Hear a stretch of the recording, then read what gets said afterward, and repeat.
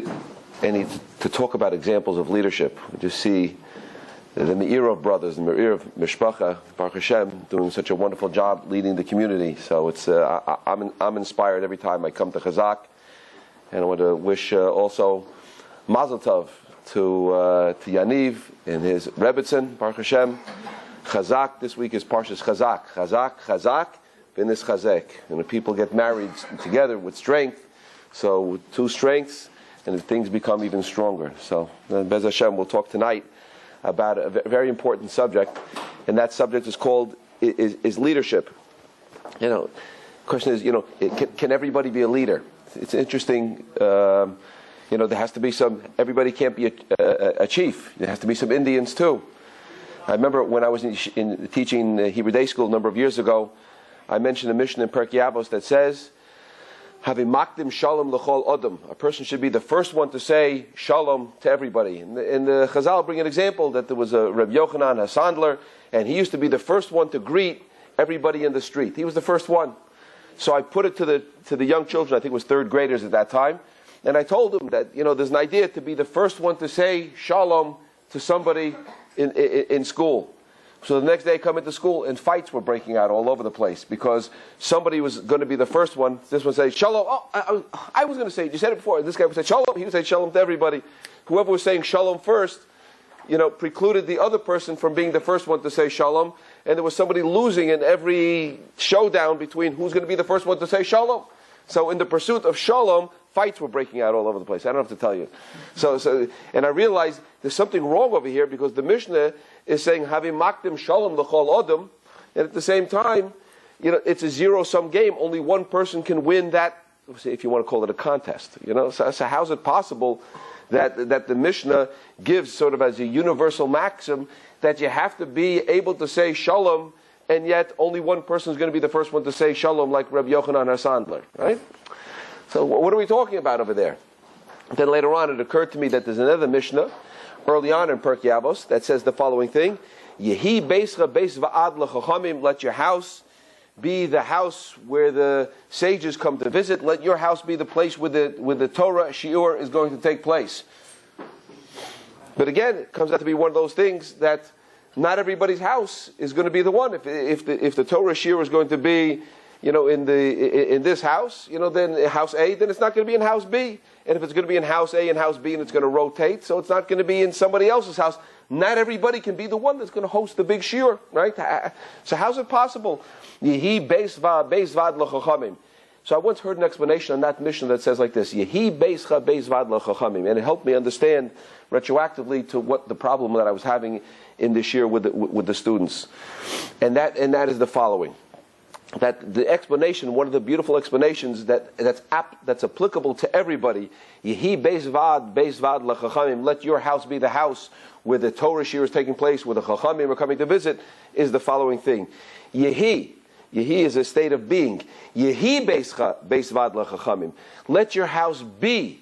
Let it be the type of house that if the chachamim were coming to visit, they would feel comfortable coming to that house, right? This is the picture. By the way, we understand that the Chazal tell us, or their sages tell us, that when a Kadosh Baruch Hu came to the nations of the world and he offered to Esav and he offered to Yishmael that they should have the Torah also, they said maksiv ba, what's written in it, lo signav, don't steal, right? Lo sirtzach, don't kill. And they said no, it's not for us.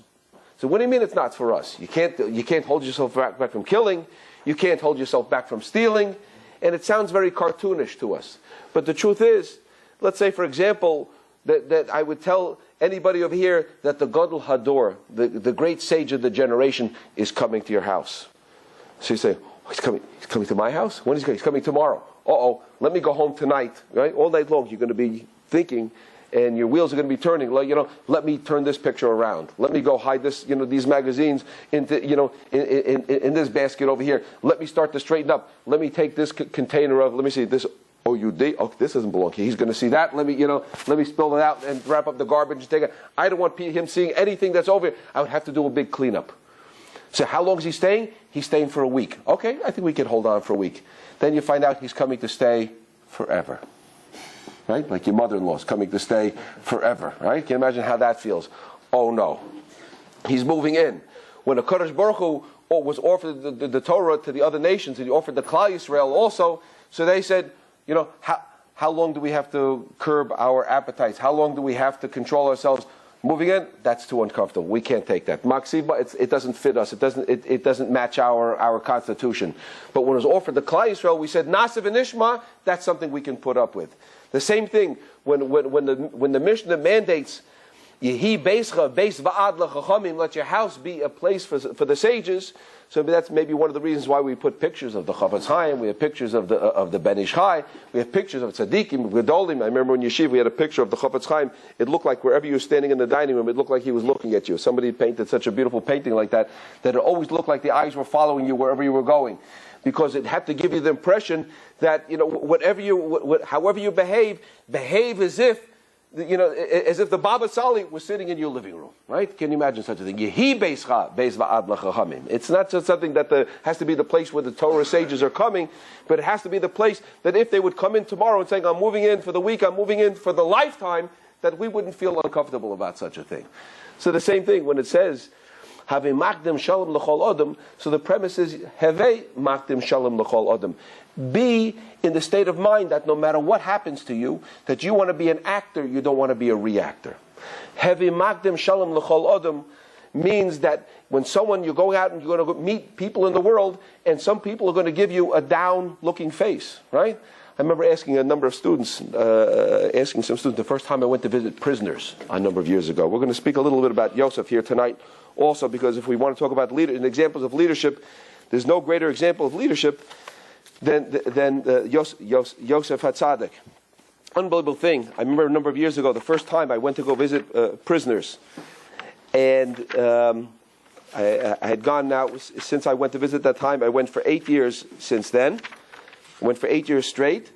And I remember the first time I'm going to go visit prisoners. I'm thinking to myself, what can I speak to them about that they're going to be interested in?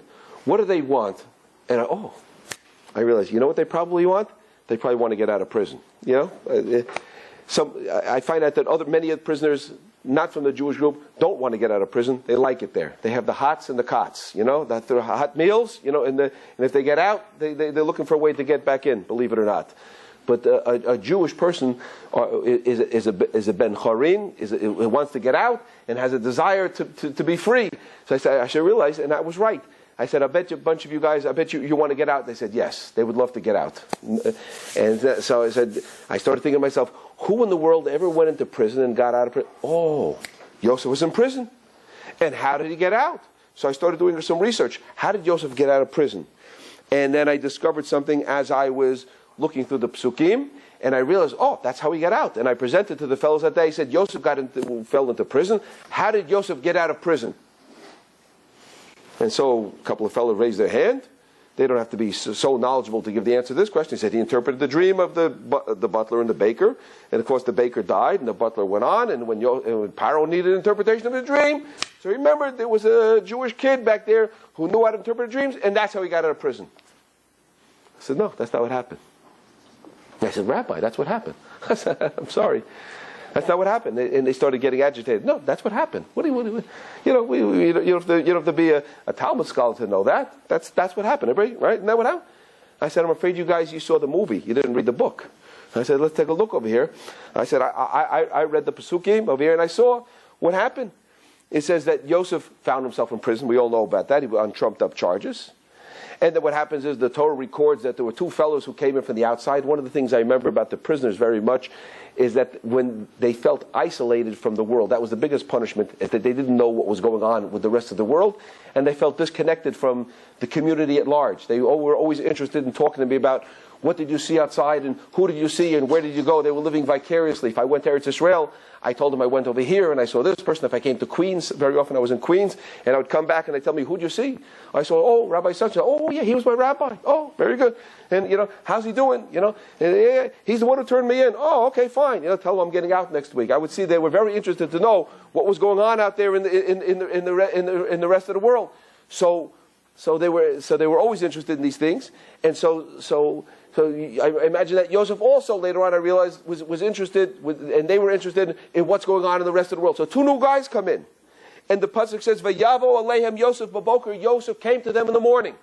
Now, if there's anybody in the world that had reason to be down, who had reason to be depressed, right? We give a clinical terminology, right? It had to be Yosef. There was nobody more rejected, and nobody had more reason to be dejected than Yosef HaTzadik, right? After all, he was sent away from his families by his brothers, and I even heard once that he might have even suspected that his father might have been in on it. After all, Va'aviv Shomer Sadavar, the father was holding the thing back, but he rebuked him in front of the brothers, and then sent them to go meet what was going to be his fate later on, to be thrown into a pit. So he was stripped of his garment, he was sold into Egypt, and then he was brought up on trumped-up charges, and he found himself in prison in a pit, in a pit of Mitzrayim. He found himself down in the lowest place in the whole world over there. So if anybody had reason to pull the covers over his head and not to get up in the morning, it was Yosef. What happened is, he finds out two new fellows are in here. Yosef b'boker. Yosef came to visit them in the morning, first thing. Of course, well, maybe he's interested in finding out what's news on the outside. What did you hear? What's happening in sports? What's happening in politics? What's going on out there? I want to be connected with the world. Maybe that's what he came to them. Vayar osam, and he saw them. V'hine za'afim, and he saw them, and they were down. They were depressed. They had panim atzavim. They had sad faces, Rashi says. So at that point, maybe he would have turned around, walked back, and said, "You know something? Forget about these fellas over here. I got my own problems. I don't need to see needy people with down-looking faces." But rather, what does the Chumash record over there? The Yishal es Sarisei Paro, he asked these fellows that were with him in the house of the prison, Madua, 4 words, Madua Panechem Roim Hayom, why are your faces down today? Why are you guys down? And because he asked them, he was interested in other people, so then they started relating the dreams that they had. And because they related the dreams that they had, Yosef later on became a valuable piece when Paro needed interpretation of a dream. Had he not been interested, had he not gotten up in the morning to go visit other people and to take an active role, had he not asked them once he saw that their faces were down, then Yosef never would have gotten out of prison. The history of the world would have been different. But Yosef, even while he was in prison, was not in prison. He was never down. I have it on the bottom of my list, but now I'll mention it right now. One of the signs and one of the symptoms of a leader is that a leader has to be a positive person. A leader has to be a positive person. We'll go back to our point where we were saying before, Yehi Beischa Beis Vad Chachamim. And I'll come back to the positive point in a second. That Yehi Beischa Beis Vad Chachamim means that it relates to everybody. It's possible. Having makdim shalom l'chol adam means that you come with an attitude that you're ready to, no matter what the world brings to you, no matter how people glare at you, no matter how people are going to be down against you, you have to be makdim. You're going to decide that you're going to smile back at them and you're going to have a positive attitude back at the world. Because if we're only going to be reactors, then reactors are people that are responding or being made or being shaped by the attitudes of everybody else. That's not a leader. A leader is a heavy makdim shalom l'chol adam, means that they get up and they said, even if people are in a bad mood, I'm going to set a different tone and I'm going to make a good mood. That makes a mother into a leader. That makes a teacher into a leader. That makes a good neighbor into a leader. Right? Very, very important. You don't have to be the leader of the community to be a leader. You can be a leader in the house. You can come in and set a new tone in the house. It makes a wife into a leader. It makes a husband into a leader. Right? It makes a father into a leader. It makes a mother into a leader. Anybody, whatever position they happen to find themselves in, where they're interacting with other people, have a makdim shalom l'chol adam, that my attitude is, I have an attitude of positiveness, that no matter if they're going to bark at me and tell me, you stink, I love you too. You know? And you meet them with a big smile like that. And as impossible and as crazy and as wicked as it sounds, but that's what sometimes a person has to do. To go against everything and to go against everybody. Somebody once told me an amazing thing. This was told me. So a leader has to be a positive person. Always positive. Doesn't mean sometimes a person falls down. I saw once that the definition of a successful person is not somebody of a failure is not somebody who falls down, but somebody who stays down. I'm sorry, the definition of a successful person is not the person who makes the fewest mistakes, but the person who learns the most from their mistakes. So somebody once came to an advisor, they came to a rabbi, and they were telling him, his life story. Tell me your story. It's very interesting when you hear people how they tell their story. Because everybody's got a story that they tell, right? Everybody has a story. And the story is in gradual stages of being completed. But how the person tells a story tells you a lot about the person himself. So this fellow sits down and he tells his tale of woe and difficulty and hardship. How the world is, this never worked out, and that never worked out, and he was bumped out here, and that never, this, and then this person turned against him, and that person messed him over, and this, all these terrible things. Victimhood. And then afterwards, the rabbi was listening to his explanations and his story about himself, his tale of woe, pursed his lips, and paused and said to him, he said, listen.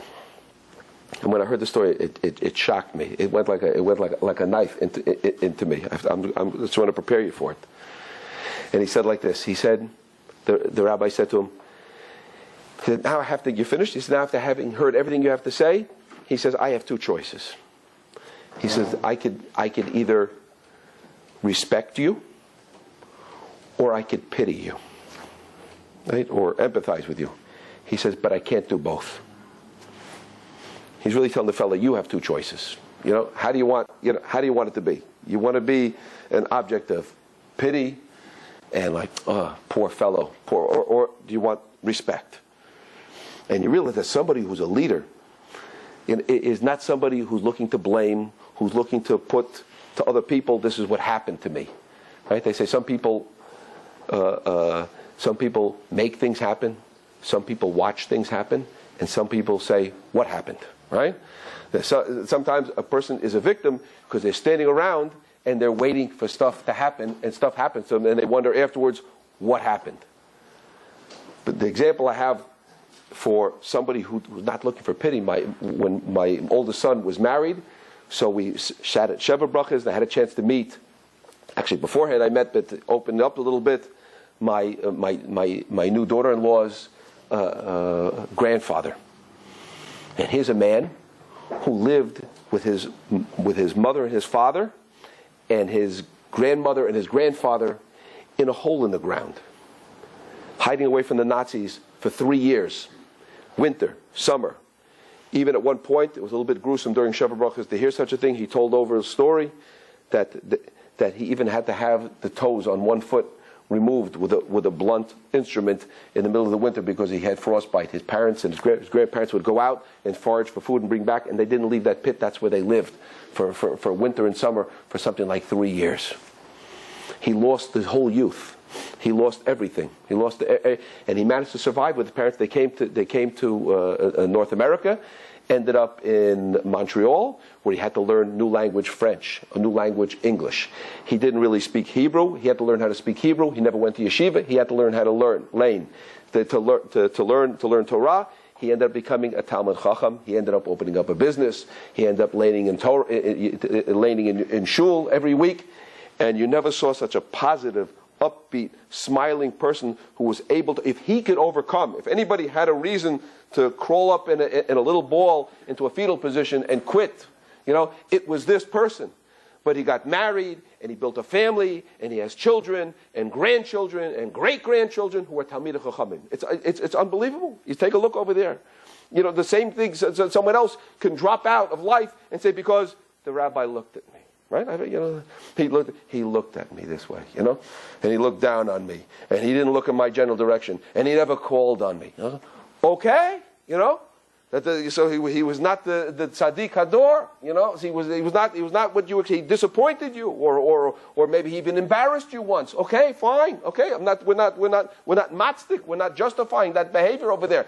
But that was enough for a person to say, and now I'm crushed, and now I'm ruined forever.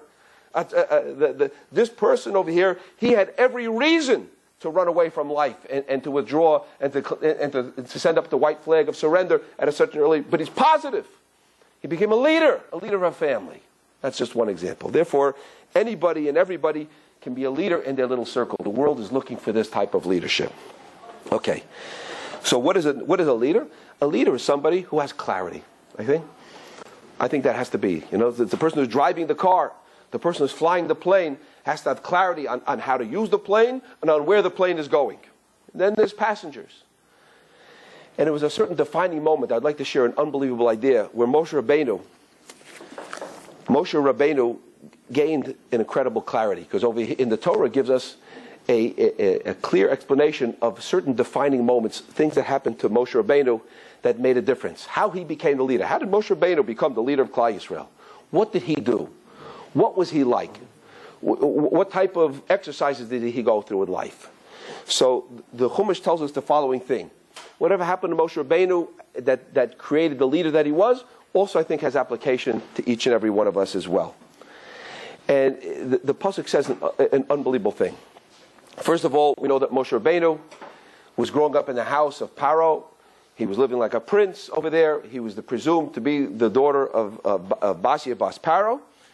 And then what happened was, he heard that after he grew up, and after a while, he went out, he heard that Klal Yisrael was suffering. It wasn't enough for him to just hear about it on the news. Ein ha-ria doima l'shmiya. Seeing is not like hearing, is not like seeing.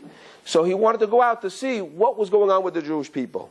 Therefore, Vayetze el Echav, he went out to his brothers. He felt his heart was going out to go visit his brother he wanted to see. Vayar v'siv l'sam, and he saw their suffering.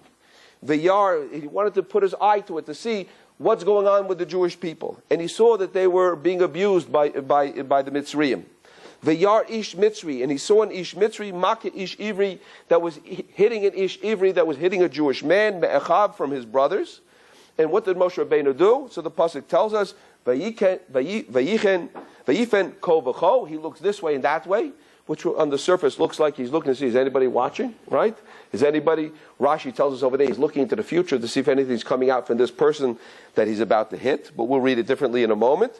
Vayar, and he saw Kiyenish, he saw there was no person. Okay, the coast is clear.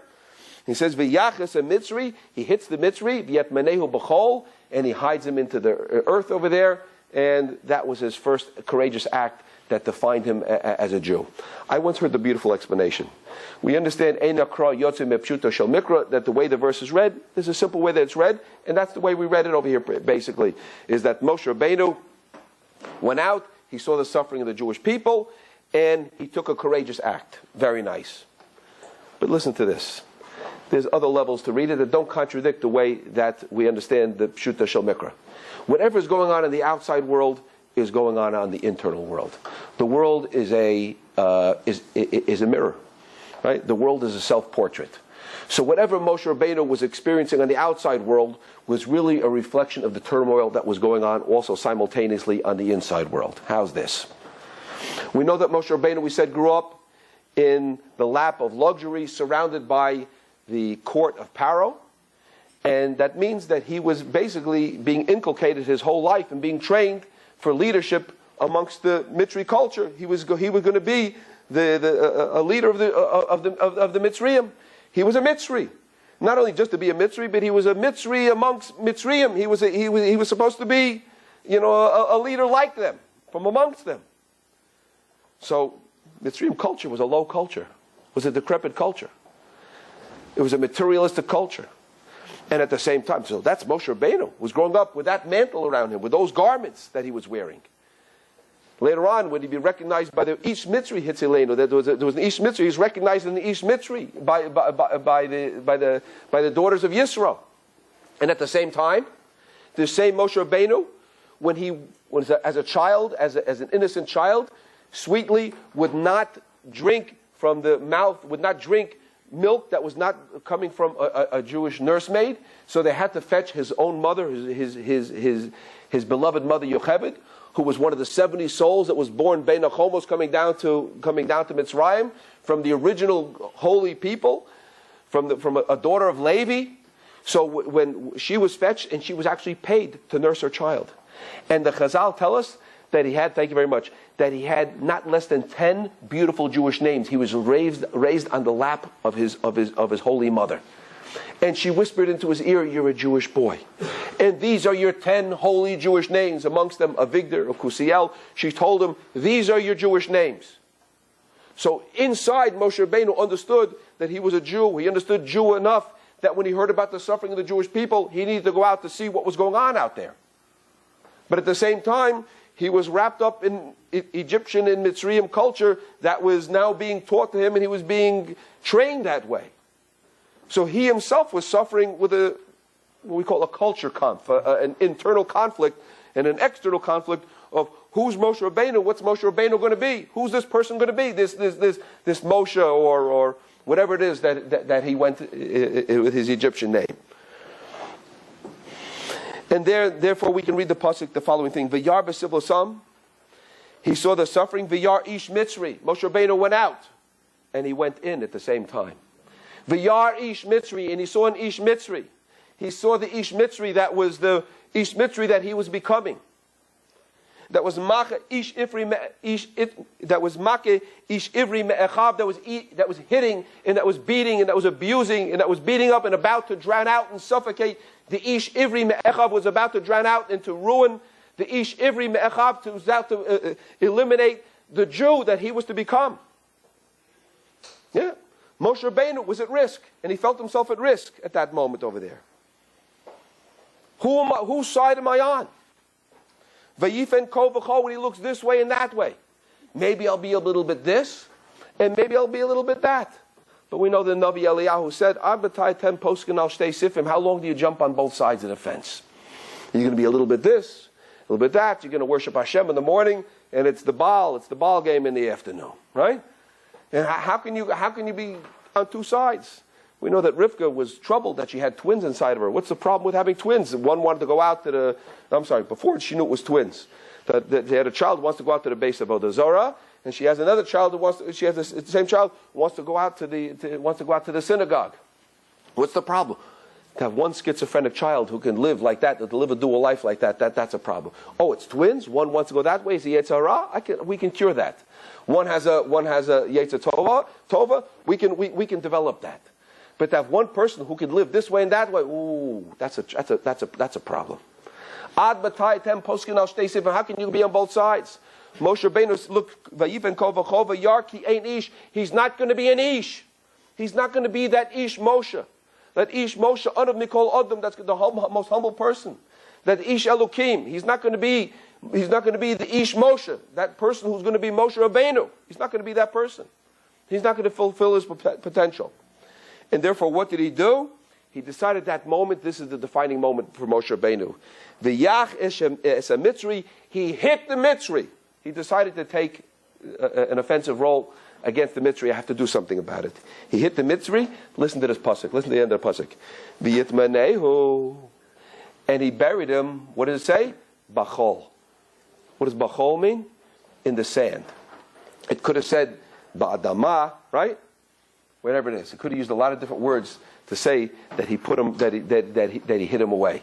He says, what does the chol mean? Like hamavdil ben kodesh lachol. This is kodesh and this is chol.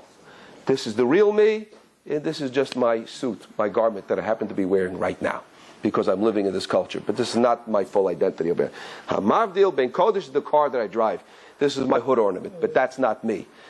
So that became the defining moment for Moshe Rabbeinu, is that he got clarity on what he needed to do in order that he's going to be Moshe Rabbeinu. As much as he took a courageous act to help and to do something for Klal Yisrael, he did something for himself at that very moment over there.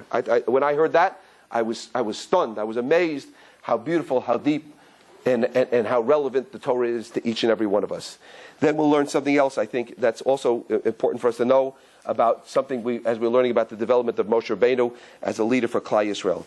He did something else. So once a leader has clarity, that affords him, that gives him the ability to remain stubborn for the cause. Because why should a person stay with something if the whole world is against you?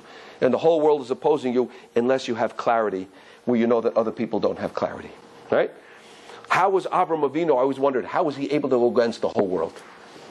That's the name Ivri. What it means to be a Hebrew, a Jew. Is to go against the whole world. How did Avram Avinu go against the whole world? When I was a public high school student, I remember we used to do science experiments. So every once in a while, I remember as a 12th grader, I would have to go down to the 9th grade and pull up a fresh specimen. I would have to go get a 9th grader to bring up for one of our experiments. We did some social experiments. I remember I had this nutty professor. And we took a Jewish fella, but a nutty professor. I can't talk too much about him right now. So one of the things one of the exercises we did was we would bring a fellow into the room. Okay, Herman, sit down here, please.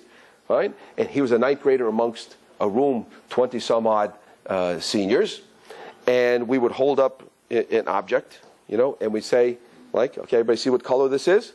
We say, okay, you see what color it is? We prepare everybody before class. This is purple. Okay? See, this is purple? It's not purple. It's yellow, right? But we tell everybody when we go around the room, we're going to ask you, and you'll tell us it's purple, right? So we'll go around the room. What color you say it is? Purple. Everybody would say purple, purple, purple, purple. Everybody would say purple, and then we'd come to the ninth grader, number 27. What do you say? Purple. And then we get another guy. We bring him in. We go around the room, and the color was always something so different. And believe it or not, every time we went around the room, by the time we got to that ninth grader, we asked him what color it was. He told us the color that everybody else said. Fascinating. And then we asked him to leave, and we analyzed it. And we realized that not only did he say it because he was afraid that people are going to beat him up in the parking lot after school, but every time somebody said purple, it started to take on a little hue, a little bit of a color of purple. He started to convince himself that, it starts to look a little bit more purple. By the time he said purple, he himself was convinced that it was purple. How about that? That's a little bit of analysis, a little bit of discussion. And we began to realize that people are very impressed by other people's opinions. And when I thought about that, it startled me when I learned about Avraham Avinu, that here you had a person that went against the whole world. How did Avraham Avinu go against the whole world? Talk about leadership. How did he go against the whole world? I'm ready to go into Kivshan Aish. For what? And the answer is, Avraham Avinu did research. He researched 3,000 religions and found them all zeros. Ho, ho, ho. Okay? Zeros. He looked into them. And he saw nothing. I believe in the tooth fairy. I believe in global warming more than I believe in this. People fall for the biggest stupidities in the whole world. And they go for it. Based on what? People used to ask me, do your kids believe in go out for, I used to live with business people, your kids go out for, what's it called? Halloween? I said, no. Why not? I don't have to answer why not. Why? Prove to me why. Why? And he said, I don't know. Everybody's doing it. Someone's told me about a big Rosh Hashiva. I'm afraid to say it. We're on tape, but we'll say it anyway. So what? A big Rosh Hashiva. Cleveland someplace. I think it was Tells. It Tells a Rosh Hashiva. Never got the name, but someone told me. He was sitting in his office, and there was a student waiting outside. And he told the Gabbai, he told his secretary, call the student in. The student came in, see the Rosh Hashiva, and the Rosh Hashiva was sitting there looking into a sefer. Like, what are you doing here now? Oh, I'm sorry. The fellow backed up. Oh, says Shalom. And he left.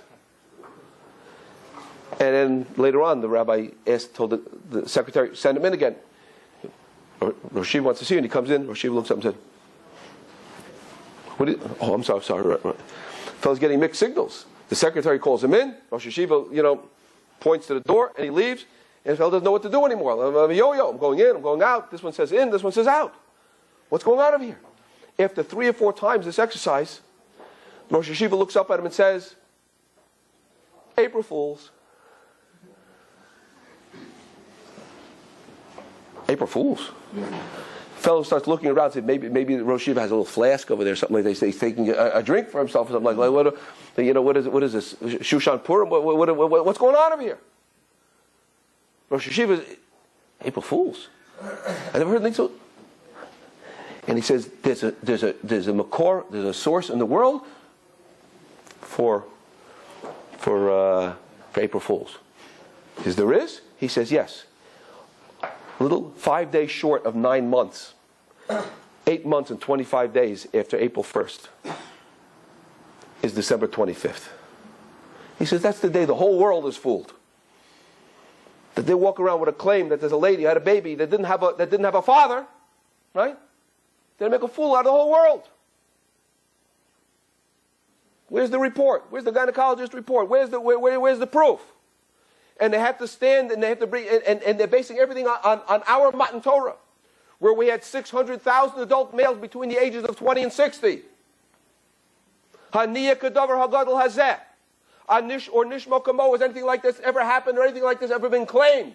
Hashama Elokim Adaber B'tocha Eish, that a whole nation heard the Almighty speak to them from the midst of a fire, Kasher Shemata, like you heard. Vayechi, and you lived. Wow. So we, the Jewish people, we heard it. We have something that you can base it on. We have a rock solid history that says that there was a Matan Torah, that there was a time when the Kodesh Baruch Hu revealed himself. All the religions in the world are basing it on this, and they base on something so ridiculous and silly. I'm sorry. Let somebody say it. So Avraham Avinu went out and he faced and he researched the ridiculousness of the Avodah Zorah of his time. 3,000 religions, and found them all zeros. But he didn't leave himself with zero. He put a one in front of the Echad, and then he grabbed the value of all of them. He was Makabel Sechar Kulam. He was a leader, and he went against the whole world because he proved that mathematically he had clarity. It wasn't a matter of perception. Blue, green, purple, maybe I have a problem with color, with perception. Okay, maybe I'm missing something over here. But when it comes to math, 2 plus 2 in a base 10 universe is 4. And no one's going to sell me anything less than that and tell me it's 3, because I get the mathematical proof right here in my back pocket. I studied it. And I have clarity and I have certainty. And with that clarity and that certainty, I'm ready to go against the whole world.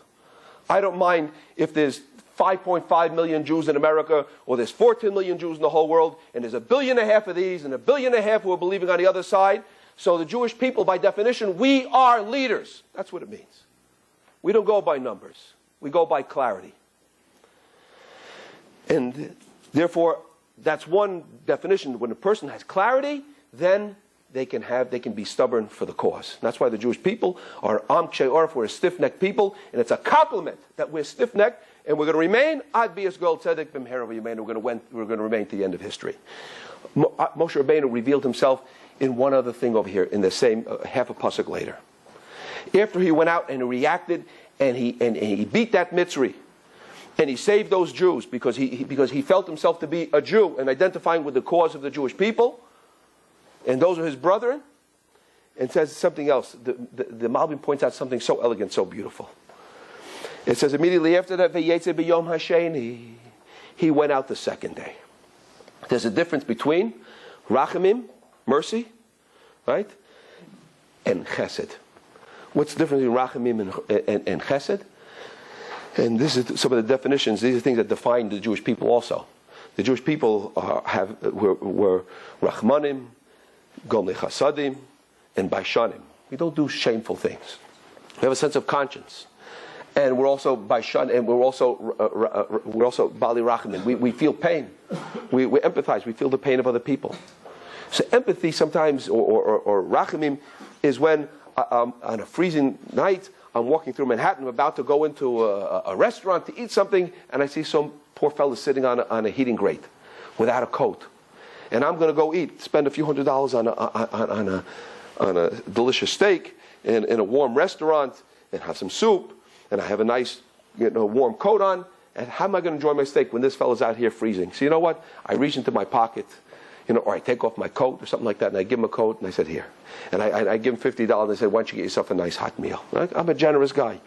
And you know why I'm giving it to him? Not because only I'm nice, because I can't enjoy my steak. Every time I'm going to be sitting there enjoying the steak and taking the hot soup up to my lips, I'm going to be thinking, oh, this poor guy's out there freezing. It's taking away from my enjoyment because it hurts me. I can't relax. So there is a selfish component to it. Right? But when I wake up in the morning and I start scouring through the city and going through the neighborhood and finding out who can't pay their bills this week and who needs help and who, that's chesed. Right? Because I didn't see those people. But I'm going to go search them out. I'm going to go find out who they might be. It says, Vayetze Yom Sheni, that Moshe Rabbeinu went out the second day. The first day he happened to bump into an uncomfortable situation, and he did something about it because it relieved his conscience. If I was Moshe Rabbeinu, I would go the next day, and hide myself away from the universe and make sure that nobody finds out about what happened the day before, which eventually they found out about it. But he went out the second day. He went out again looking for more trouble. Who can I help today? Wow. That demonstrates, the Malbim said, that he's a Baal Chesed. That he has a heart, and that he has courageous courage for the Jewish people. That's what it means. The person who's a leader feels not only the pain of the things that he sees in front of him, but he begins to use his imagination, think, who else can I help? And where else can I be useful? And where else can I employ this concept? And where else can I be helpful? We were mentioning before that anybody could be a leader. This Shabbos, this past Shabbat, we had a very beautiful Shabbat in Muncie. And one of the guests that we had students stay by him, and we happened to invite this fellow to come speak to our boys, our 8th grade boys, on Friday night. Was an incredible person. And I'm sure that somewhere in this building, we have his little posters, those Asher Yatzar posters. You ever see those Asher Yatzar posters with the little cartoon pictures around? Shimshon Halpern. I'm not the first person to mention his name. It's written in a couple of books on Maine. They talk about Reb Chaim Kanievsky, mentioned that this person is an example, and Rabbi Krohn had mentioned many times, this person is an example of somebody who's meshuga la'osa davar. We daven Marav in his living room. He has pictures of all the Asher Yatzar posters. The house we stayed at, the Kreisels, who ran many Arachim programs, that they were the ones that they distribute. They have a warehouse. They have in their garage, which is about half the size of this room, they have boxes and pallets, and they're sending them out all over the world. The market is not saturated yet. And little children, school children, are saying Asher Yatzar with pictures and with translations and transliterations. And this fellow, he took on this one bracha, this one mitzvah, and he made it his mission that people should know to say Asher Yatzar with kavanah. He told us what sparked him. He saw somebody that davened a 35-minute Shemona Esrei, and someone who spends the whole day learning. And then afterwards he walked out of the bathroom and he was making a bracha, and the phone answered, and he was there doing some kind of a phone call or text or something like that while he was saying Asher Yatzar. And he realized that somebody can climb to such a high level in ruchanias, in learning, and scholarship, and still trample upon and step upon that bracha. He realized, I better do something, because what's going to be with the average person? This is a segula for refuah. This is a segula for good health, to appreciate, to say thank you. When you want something more, you say thank you for what you already received, and then there's a chance you're going to get more. We got briot, we got health, we got gesund, we got all kinds of good things. We want more of it. Kodesh Baruch Hu, let's take the opportunity that we have in a day to thank a Kodesh Baruch Hu 3, 4, 5, 6, 7 times a day, to say thank you, with a clear mind for the things we got. So he became meshuga la'osa davar. He's crazy for this thing. And I was thinking, I'm sure after 120, they're going to take some of the Asher Yatzar posters, they're going to put them into the cover with him, because that's what he's taking, is all the brachot and everything that he created. He took one idea and he spread it across the world. And there's millions and millions and millions and millions that have gone out, and there's millions and billions and billions of brachas that people have said as a result of this little project that he took. That's leadership. He's not standing on the dais any place, right? But he took the clarity that he had from this moment over here, and he made it an important thing. I'm going to emphasize this. Somebody else took up in America the cause of shatnez. Somebody else put up the cause of, came to America, there was no mechitza. There was at weddings. Somebody else said Yosef Herman, right? Yaakov Yosef Herman, all for the boss. He decided he's going to stand up there and he's going to start to create a mechitza. And they said, "What are you doing, crazy man?" He says, "This is not Europe." He says, "That's right, but this is the way Hashem wants it, and that's what the boss wants, and that's what the boss is going to get. This is how we make a chasana. This is how we dance over here. The men are over there and the women are over there. The people wanted to beat him. They want to crush his bones." But he stood up like Avraham Avinu and he said, "I have clarity. This is the Ratzon Hashem, and this is what we have." Once a person has clarity that this is what Hashem wants, and we have an easier job than Avraham Avinu. So we can take even one thing, and for that one thing, a person will become a hero in that area. Like the Chafetz Chaim took up the cause. We'll speak about him later of Shmiras HaLashon. But also, what's required is a vision of the future. I remember one of my Rebbeim once asked a very fascinating question. We saw it a couple of weeks ago that Yosef, we understand, became the manhig of the Jewish people. So he was a good dream interpreter. He was in jail, we mentioned before. He interpreted a dream. Fantastic. The guy, what a great psychologist. You can see him sitting there with a pipe, analyzing dreams. He could have opened up a nice shop for himself and made a nice living psychoanalyzing people and analyzing dreams. He's a very, very clever fellow. And then when he interviewed with Paro and he interpreted Paro's dream, Paro could have said, "You know something? I'm going to set you up as the court psychologist," because that would have been a good job for him. After all, he interpreted a dream over there. He showed himself qualified in prison. He showed himself qualified over here. He really hit the nail on the head. And Paro said, "You got it. You did it better than everybody else. So you know what? We're going to give you a little shingle. And anybody who is having trouble with dreams, or anybody who's having trouble with all kinds of issues, they'll come to you and you'll tell me, 'Oh, very good. I see what the problem is.' And you'll analyze it for them. And you interpret their dream, beautiful." But Yosef comes along with a financial plan, and he says there's going to be 7 years of famine. So you know what? You got to get somebody to collect food for the next 7 years when there's plenty around, and then after that there'll be plenty during the time when there's going to be a famine. After 7 years, and Pharaoh says, you know something? I never saw anybody so wise and clever like you. You got the job. So why did he hire Yosef? Who said that Yosef is a good financial manager? Who said that Yosef is an organizer or is a management personality? Right? Put him in charge of personnel. What's it called? There's a certain job over there. Human resources, right? But don't put him in charge of don't put him in charge of the financials over there. Who says where's his Harvard MBA? Yeah, you understand? Why did he get hired for that job? And the answer is, the Chazal tell us, one of the definitions of a wise person is, hachacham roeh es hanolad. The wise person, he sees the future. He just doesn't hear about it and say, hey, that sounds nice. Hearing is not the same thing as seeing when you visualize something. He's the one that through the dream, and understanding Pharaoh's dream, he saw the reality that in 7 years there's going to be a famine. Anybody else that Pharaoh would hire say, oh, he saw there was a famine? Could you do me a favor? Can I hire you to collect food for the next 7 years? He say, why are you bringing food during the years of plenty? When there's plenty, everybody's going to say, it's always going to be this way. I don't know. Pharaoh thinks there's going to be a famine in 7 years.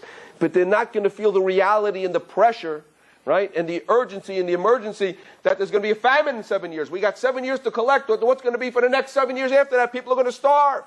The world is going to go hungry. But who's the one who understood the reality of that principle over there? The only one is Yosef. So Chacham rose and all. He had that clarity and said, somebody has to do this job. So Pharaoh says, you got the job because you know that that's what's going to happen. So you have to do something about it. We need somebody who knows that that's what's going to happen, who appreciates that. And he took up the cause and he did it. Brilliance.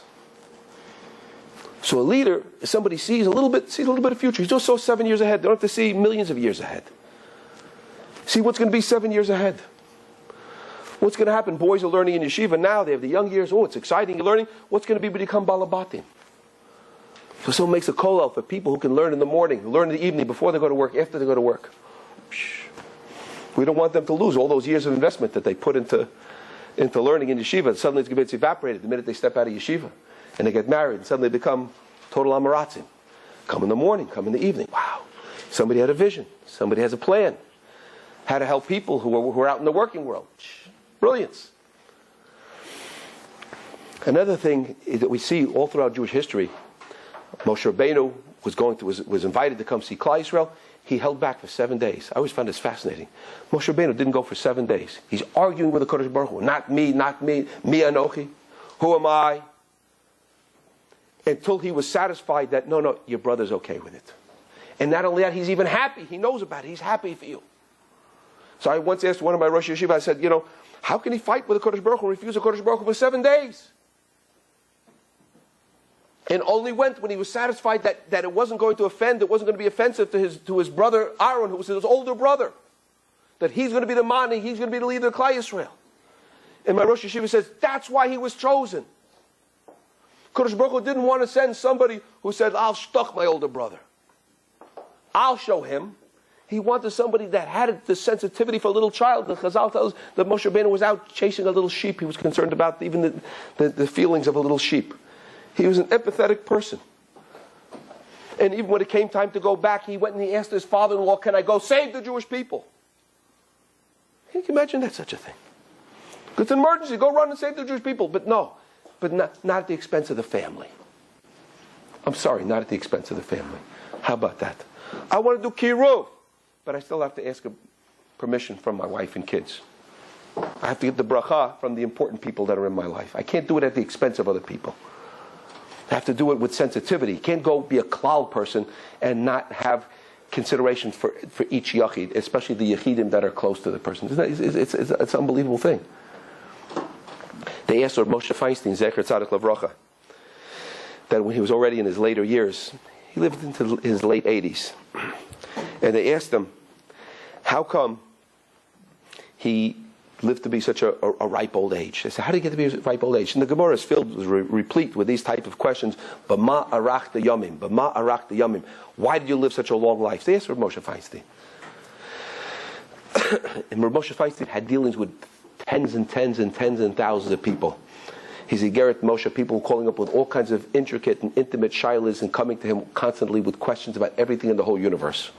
It's very hard to go through a day, a week, sometimes an hour without hurting or offending somebody.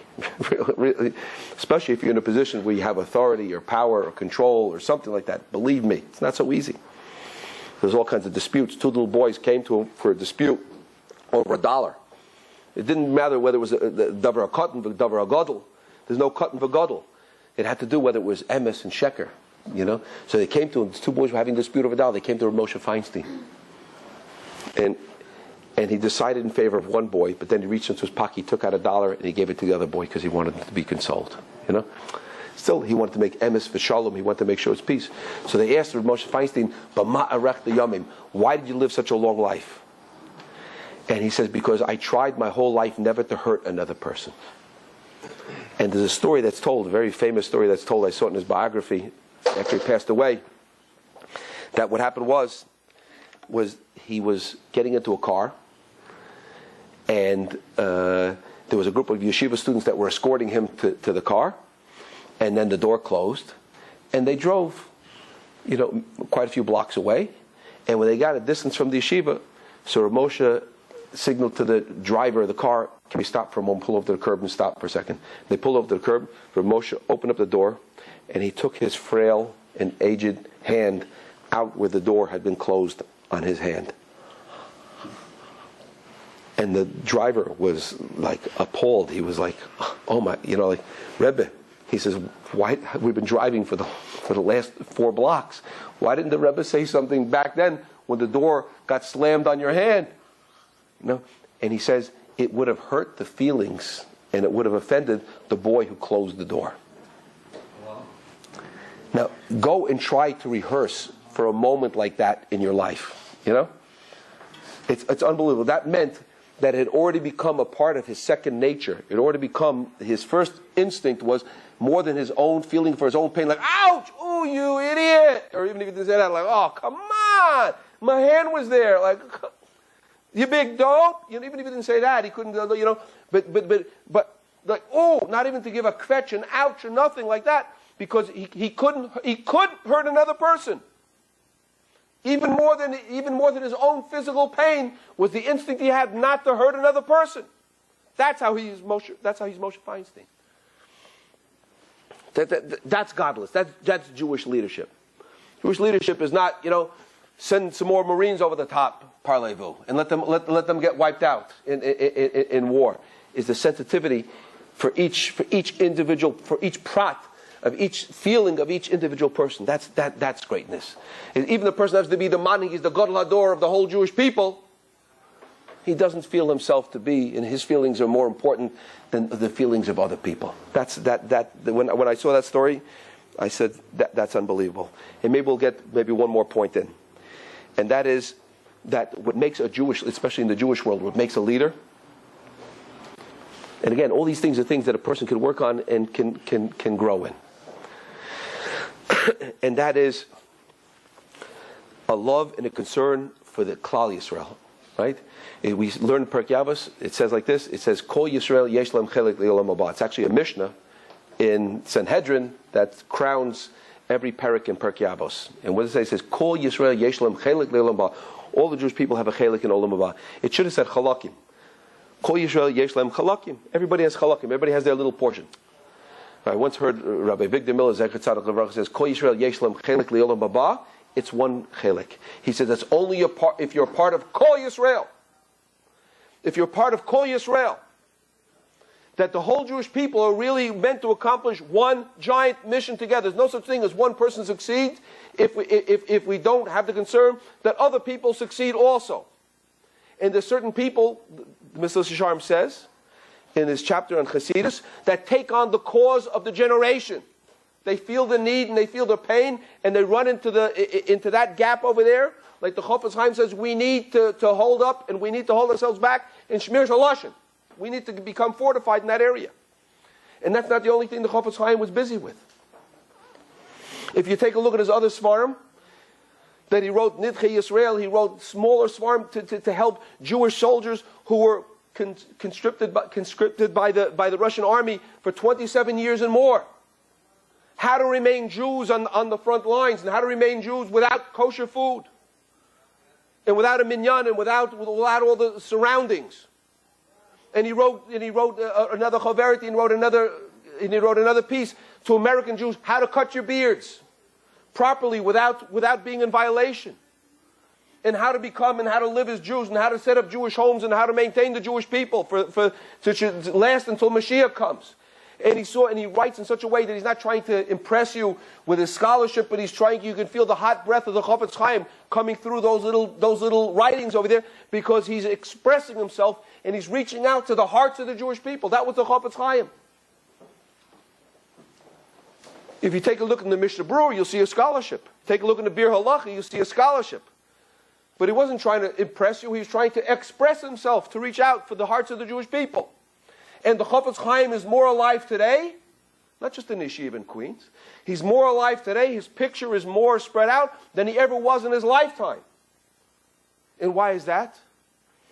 Because there's a pasuk in Mishlei that says, Pri Tzaddik, the fruit of the Tzaddik, Eitz Chaim. Pri Tzaddik, Eitz Chaim. Whatever falls off the fruit of the Tzaddik has a little seed inside that plants and that goes on for generations. What does that mean? We said before, Ezu Chacham, who's the Chacham? Haroes and Nolan, someone who sees what's going to come out in the future. There's such a thing that a person can be Mazaka the Rabbin. They can do something for Klal Yisrael, only in their generation. Very nice. Or only for their children, only for their neighbor, and that would be great too. But some people, they want to leave something behind. Children, Svarim, Yeshivot. And they leave things that are going to last beyond, in tens and tens of years beyond their time. The last words of the last Navi, Malachi, say like this. Hinei anochi sholech lehem es Eliyahu Navi. Before, I'm sending you Elijah the prophet. Right? Elijah is coming at the end of history. And then it says that he's going to return the hearts of the parents to the children, and the children to the parents. When is that? He says, Lifnei bo, before it comes Yom Hashem, the day of Hashem, Hagadol v'hanora, a great and awesome day. What's called great and awesome at the end of the day? Listen to this, unbelievable. Ask Rav Aaron Kotler, Zecher Tzaddik Levracha. Rav Aaron Kotler did not see in his lifetime, he saw a struggling band of Talmidim after the war came, he tried to pick it up and put it together in America. I have to tell you something amazing. It's another aspect of a leader, is a leader sees potential in people. The Gemara tells us Reb Yochanan was sitting and bathing himself. He was a beautiful person. The word describes how beautiful Reb Yochanan was. He was beautiful. He was portly, he was bald, he didn't have a beard. He was beautiful. The Gemara said, he is beautiful. Somebody was beautiful. And Reish Lakish was a thief and a gangster. And he was coming to mug him, and he was flying across the river, ready to pounce upon him, ready to grab his coat and to run because he was bathing in the river. And when he sees this fellow flying in the air, look up in the air, a bird, a plane. No. He should have been yelling, thief, got him, get him, police, 911, fire. He should have yelled something to get this guy away. But what did he say? He says, Chel Chal. He says, your portion is for Torah. Chelcha, your power is for Torah. That's what he said to him. Remember a Rebbe pointing that out to me. He says, that's what he said to me. It's amazing. That's what he said. Your portion will... Rabbi Yochanan said to Reish Lakish. Reish Lakish lands on the other side, this muscular guy. And he says, your beauty is for woman. Some say that what he meant to say is just like, you think I can become a Torah scholar? You're so beautiful. It's a shame you're a man. You would have been a more beautiful woman. A person can't change their gender. If you want me to change my temperament, I'm going to become a Talmud scholar, Baloney. It's just like, you can't change your gender. I can't change my temperament. I can't change my destiny. This is what I am. I'm a bum. And that's what I am. That's how I was born. And Rabbi Yochanan said, I'm going to prove you wrong. He says, I have a sister that's even more beautiful than me. And if you'll learn Torah, I'll let you marry my sister. He goes, okay. He went to jump back across the river. The Gemara says he went kerplunk. He didn't make it across the river. He made it across the first time because now he apportioned his power to Torah. And it's hard to turn the Talmud 2 or 3 pages without bumping into. They became not only brother-in-laws, but they became chavrusas, right, for lifetimes. Reish Lakish, Reb Yochanan, Reish Lakish, Reb Yochanan, fighting together on almost every page of the Talmud. He became a big Talmud scholar. He proved them wrong. He just didn't have the right motivation. But take a look at the picture. One summer I was asked to speak in Lakewood. Wow, a big crowd of people. Talmidei Chachamim. I was a little bit scared. They were making a siyum and shas. I don't have a connection to any of these big things. I was a little bit intimidated. So I said, what am I going to tell these people? I'm coming to Lakewood. So I had an incident that happened to me many years ago. There was an old Jew who lived in Muncie. His name was Rabbi Aronson. Rabbi Aronson, I don't think, was taller than the top of the Stender. He was from the old world. He learned in Slobodka. I had once heard he was 95 or 96 years old when he passed away. He wrote a parish on Masechta Shkolim. That's one of the best ones that's used when the Daf Yomi cycle goes through Shkolim. He lived in Hartford, Connecticut, but he was born in Europe. He used to stand there, remember, in front of his Stender on his feet all day on Yom Kippur and on Tisha B'Av, and he would correct the Bal Korah without even being able to see the text in front of him. It's from the old world. And I never wanted to bother him, hi Rabbi, hi, what am I going to say? I felt like a dog barking whenever I would go over to approach him and talk to him. He was so, he was something different, something special, something from the old world. But one time, when I was a bacher yet, I was sitting in a barber shop waiting to get a haircut. That was back in the day when I needed such a thing, yeah? And his grandson shepherded him in and sat him down next to me. He's the next one in line to get a haircut. I happen to have a sefer with me, Tana Debei Eliyahu. I asked him a few questions about Eliyahu Zutra, Eliyahu, and we started discussing Eliyahu Rabbah, Eliyahu Zutra. And I saw now that he's waiting, and I didn't feel like I'm wasting his time asking him some questions. And I said, and this is what I told the people in Lakewood. I said, I heard that I heard that Rabbi Aronson learned in Slobodka. Is that right? He says, yes. And did Rabbi Aronson meet the Alter from Slobodka? You go, oh yeah. Now the Rabbi Alter from Slobodka made students. He made students. They say he met the Chofetz Chaim one time, and he said to Chofetz Chaim, he says, Ich mekana zayin, I'm jealous of you that you write the Sefer Chofetz Shmiras HaLashon in the Mishnah Berurah. And the Chofetz Chaim said to the Alter from Slobodka, he says, I'm jealous of you. He says, I write books. He says, you make people. His students was Rav Aaron Kotler. Okay, let's name a few over here. Rav Yaakov Kamenetsky, Rav Hutner, right? How about that? How about Rav Ruderman from Baltimore, right? Rabbi Davis. These are just to name a few. Rabbi Leibowitz, the father of Rav Chenuch Leibowitz. These were his Talmidim. There wouldn't be a Chofetz Chaim yeshiva here in this area over here. Almost all of American Jewry came from this one person over here. It's unbelievable. Rav Aaron Kotler, Rav Yaakov Kamenetsky, Rav Yitzchak Ruderman, Rav Yitzchak Hutner. These were all his Talmidim. And there was even more. The list is endless. So I said, was Rav Aaron there? Was Rabbi Aronson there when Rav Aaron Kotler, and Rav Yaakov Kamenetsky? He says, yeah. He says, I was there the day they arrived. So here I'm telling these Lakewood people, I'm talking to somebody who said he was there the day that Rav Aaron Kotler arrived. Lakewood is the largest growing city in America nowadays. You know what it means? They're adding like 1,000 new children into the school every year. It's a whole new school is being born every year. He didn't see it in his lifetime, but he's seeing it unfold now from a different vantage point. And said, I said, I'm talking to this fellow, and I'm telling him, he said, I was there the day that Rav Aaron arrived, Rav Aaron and Rav Yaakov arrived. I said, that must have been unbelievable. I said, that must have been a big celebration. These two big tzaddikim that arrived that day.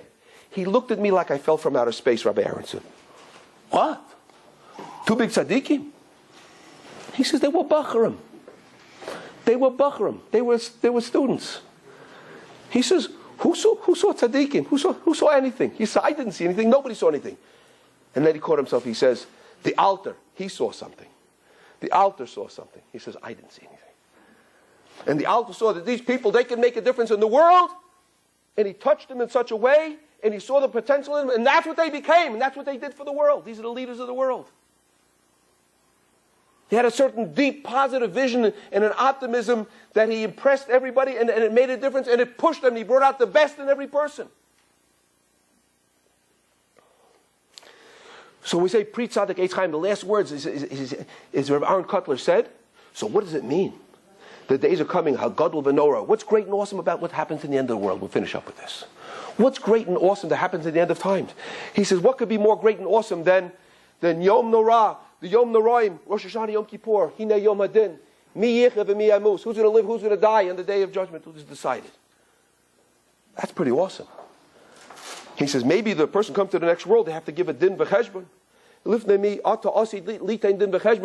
front of, after 70, 120 years, what did I do with my lifetime? Ooh, that's awesome. Maybe that's what's awesome.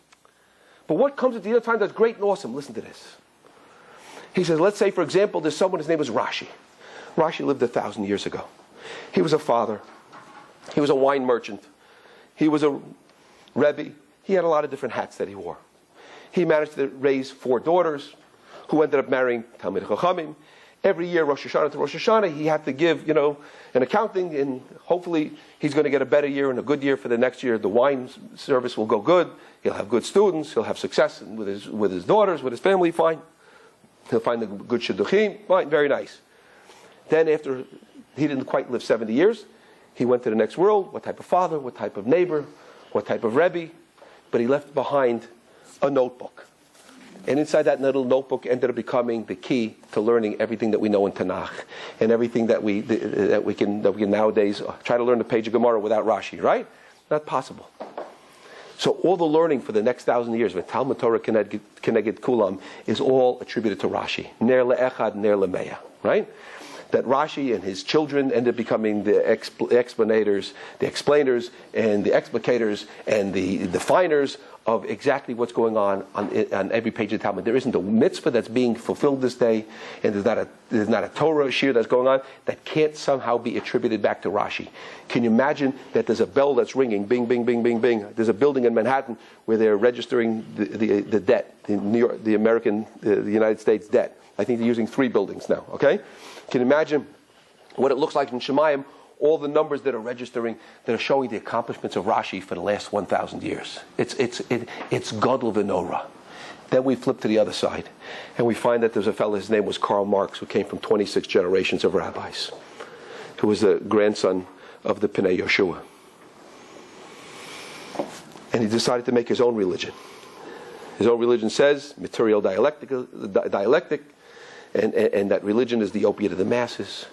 And he ends up with both feet stamping, and to try to eliminate, gives license to a Lenin and to a Stalin and to a Mao that end up taking more than a quarter of humanity for more than 70, almost 120 years now, and stamping with both feet to eliminate the name of HaKadosh Baruch Hu out of the world from the minds of so many millions and millions of Jews. Can you imagine the ever-widening path of darkness that's created from such a life that was lived like that? The person did such a thing like that. Look at what a person can do in their lifetime.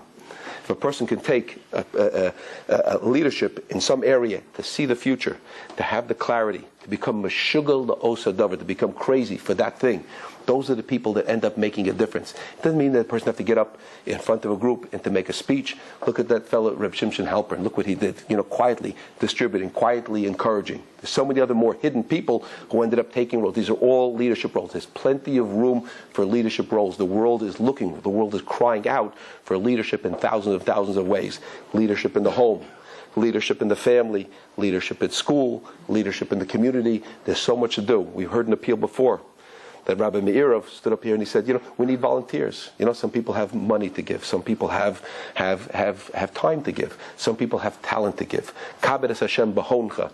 Honor Hashem with your wealth. The Talmud says, Al tikra honcha el agroncha. If you have the ability to sing, then do it with your throat. Lead people, inspire people, give people a good feeling on Shabbat. Some people have a nice home to open up to invite people in. Whatever it is that we have, some people had hard experiences, and they can stand up and they can talk and they can tell you and they can encourage people based upon the hardships that they had. There's a book that says, As Long as I Live. That became the most popular book. My wife ran out and got it. And this one, people are reading it all over the place. A fellow who lived a life of suffering. I have a friend, his brother lost both of his legs in a car accident in Israel. He goes around and he inspires people. Kids who won't listen to anybody else, like, yeah, Rabbi, everything went well for you. You have a beautiful wife, and you have a beautiful family, and you're wealthy, and you live, and you're brilliant. Of course, you don't inspire me. But this guy who went through so much suffering and still smiles through every day and pushes himself through, Ein chacham kabal hanasayan. So he became a leader because of the trouble and because of the tribulation that he has. Everybody has the ability to be a leader in some area. We have to research and find out what our resources are, gain the clarity, and to do it for the love of the Jewish people. Thank you, everybody, for listening. Wish everybody chazak. Thank you, Rabbi.